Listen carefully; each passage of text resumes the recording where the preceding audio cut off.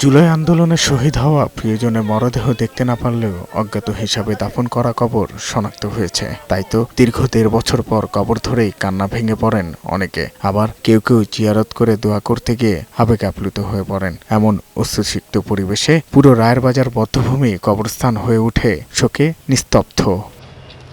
সোমবার সকালে আনুষ্ঠানিকভাবে জুলাই গণঅভ্যুত্থানে শাহাদাত বরণকারী অজ্ঞাত শহীদদের লাশ উত্তোলন পূর্বক শনাক্তকরণ কার্যক্রম ও তার ফলাফল উপস্থাপন সংক্রান্ত অনুষ্ঠানের আয়োজন করে সিআইডি। এতে উপস্থিত ছিলেন শহীদ পরিবার সহ মুক্তিযুদ্ধ বিষয়ক এবং এলজিআরডি উপদেষ্টা ও স্বাস্থ্য মন্ত্রণালয় বিশেষ সহকারী সহ সরকারের কর্তা ব্যক্তিরা। অজ্ঞাতনামা ৯ জনের মধ্যে ৮ জন শহীদের মরদেহ ডিএনএর মাধ্যমে শনাক্ত করে সিআইডি।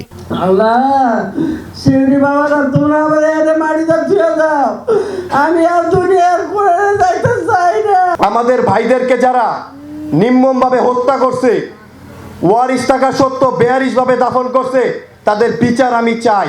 এক স্বৈরাচার গেছে কোনোভাবে তার জীবন রক্ষা করে জীবন ভিক্ষা নিয়ে, আরেক স্বৈরাচারের জীবন আমরা আদৌ রেখে দিব কিনা তাকে নিয়ে একটু আমাদের নিজেদের ভিতর সন্দেহ আছে। এ সময় সিআইডি দীর্ঘ ১ মাসের কার্যক্রমের চিত্র প্রদর্শনী দেখানো হয়। পরে সিআইডি প্রধান বলেন, অধিকাংশ মরদেহেই মিলেছে বুলেট। ডিএনএ স্যাম্পলগুলোকে প্রিজার্ভ করেছে ১১৪ জনেরই, আর আমরা আবেদন পেয়েছি ৯ জনের।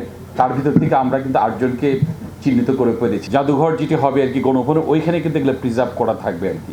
এটা বড় ধরনের পরিকল্পনা আছে। এখানে কিন্তু অনেকে রোড অ্যাক্সিডেন্টে মারা গেছে, ছোট বাচ্চা আছে, ভ্রূণ আছে, এরকম সবকিছু আমরা কিন্তু কজ অফ ডেথ গুলো কিন্তু করা হয়েছে। শিল্প মন্ত্রণালয় উপদেষ্টা আদিলুর রহমান খান বলেন, মরদেহ আন্তর্জাতিক মানদণ্ড মেনে উত্তোলন করা হয়েছে। এই প্রক্রিয়া অব্যাহত থাকবে। বাংলাদেশে কখনো এত বড় স্কেলে কবর লাশ থেকে উত্তোলন করা হয়নি এবং এইভাবে ডিএনএর ব্যাপকভাবে যে কাজটা করা হয়েছে, ইনফরমেশন সংগ্রহ করে ফরেনসিক এক্সপার্টদের সহায়তায় লাশ শনাক্তকরণের, সেটাও এইভাবে করা হয়নি। মুক্তিযুদ্ধ বিষয়ক উপদেষ্টা ফারুক আজম বলেন, অজ্ঞাত লাশ পরিচয় শনাক্তের এই অভিজ্ঞতা পুলিশ সহ আইন শৃঙ্খলা রক্ষাকারী বাহিনীর অন্যান্য মামলাতেও কাজে লাগানো যেতে পারে। এই প্রক্রিয়ার মধ্য দিয়ে সিআইডি এবং সংশ্লিষ্ট সংস্থার ব্যক্তিবর্গ এক বিরাট অভিজ্ঞতা ও সক্ষমতা অর্জন করেছে।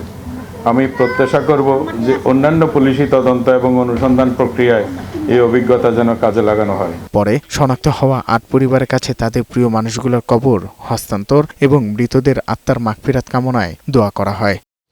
১.৫ বছর আগে রায়েরবাজার বধ্যভূমির এই ব্লকে প্রত্যেকটি কবরের পরিচিতি হিসেবে ছিল একটি বাঁশের খুঁটি এবং বেওয়ারিশ হিসাবে। এখন সেসব পরিচিতি মিলেছে, মুক্তি মিলেছে বেওয়ারিশ থেকে ওয়ারিশ হিসাবে। ওয়ারিশানা হিসাবে পরিবারের সদস্যরা বলছেন, আগামী বাংলাদেশে যাতে এই জুলাই অভ্যুত্থানে যে সমস্ত গণহত্যা চালানো হয়েছে এগুলো যাতে পুনরাবৃত্তি না হয়। সাজ্জাদুর রহমান, বৈশাখী সংবাদ, রায়েরবাজার বধ্যভূমি, ঢাকা।